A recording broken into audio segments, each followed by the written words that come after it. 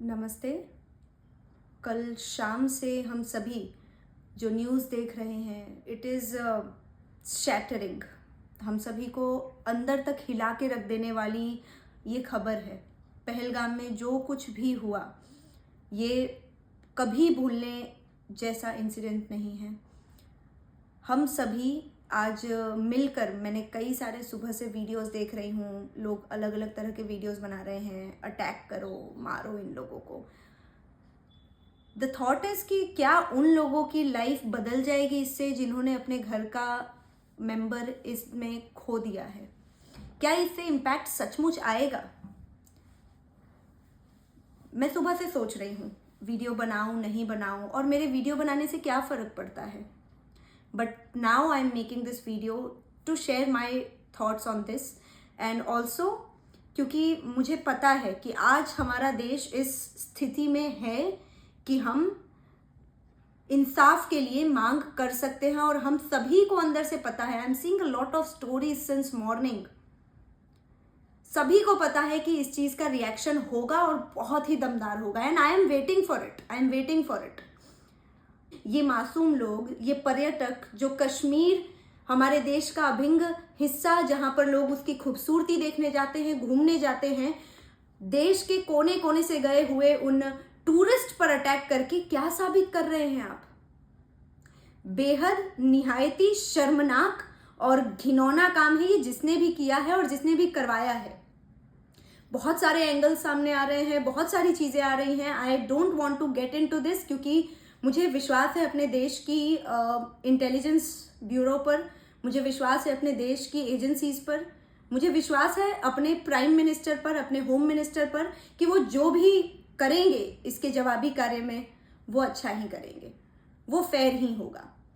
But the thing is कि ये कब तक चलेगा और कहाँ जाकर रुकेगा?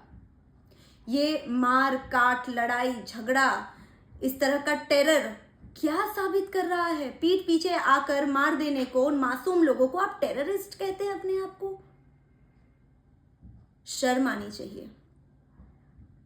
पीठ पीछे मासूम लोगों को डरा कर, धमका कर, वो भी द वर्स्ट थिंग जो इस केस में हुआ है, आप इंसान का धर्म पूछते हैं।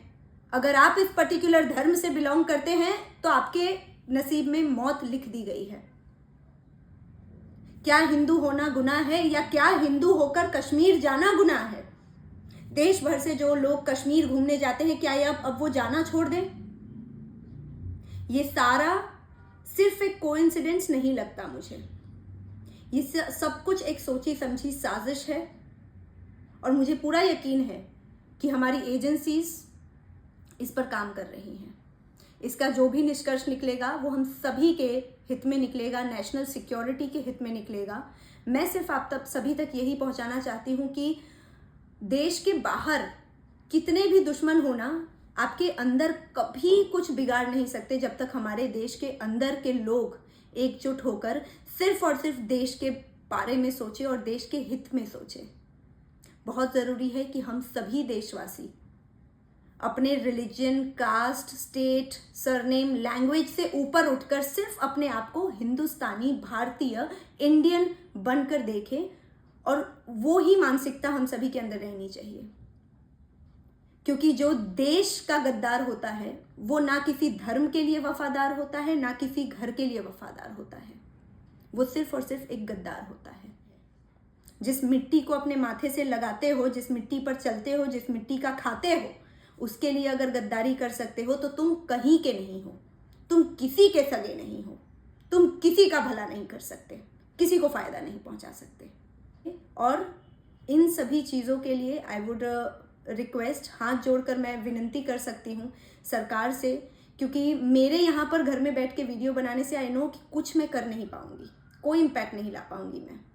पर जो सच में ला सकते हैं उनसे ये अनुरोध है कि प्लीज़ इस बार एटलीस्ट एक एग्जाम्पल सेट कीजिए, एक स्ट्रॉन्ग एग्जाम्पल सेट कीजिए। ऐसा उदाहरण जो आगे चल के कितने ही बड़े से बड़े टेररिस्ट हों, कितने ही बड़े से बड़े ऑर्गेनाइजेशंस हो, भारत पर नज़र डालने से पहले उन्हें ये किस्सा याद आना चाहिए।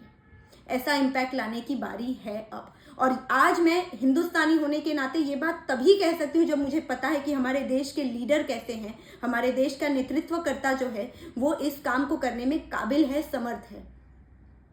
जितने भी परिवारजनों ने अपने परिवार का एक अग्रिम हिस्सा गुमाया है, उन सभी के साथ मेरी संवेदनाएं हैं। मैं प्रार्थना करूंगी, हमारा पूरा परिवार उनके लिए प्रार्थना करेगा कि ईश्वर आप सभी को इस दुख से उबरने की शक्ति दे।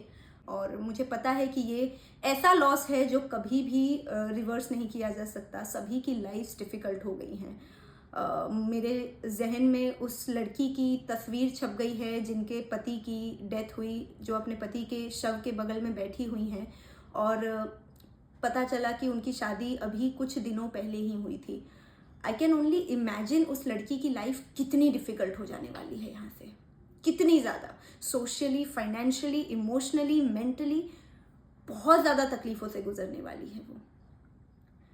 सभी चीज़ों के लिए मेरी प्रार्थना, मेरी संवेदना आपके साथ है। मैं सरकार से, हमारे देश के जितने भी ऐसे मजबूत दल हैं जो देश को एकत्र करने का काम कर सकते हैं, जो देश को मजबूत करने का काम कर सकते हैं, अनुरोध करती हूँ मैं कि आप सभी प्लीज़ एक्टिवली काम करें और कुछ बदलाव लाएं। हम जवाबी कार्यवाही से अब काम नहीं चल सकता है। अब एग्जाम्पल सेट करना पड़ेगा, उदाहरण कायम करना पड़ेगा। Thank you so much. जय हिंद।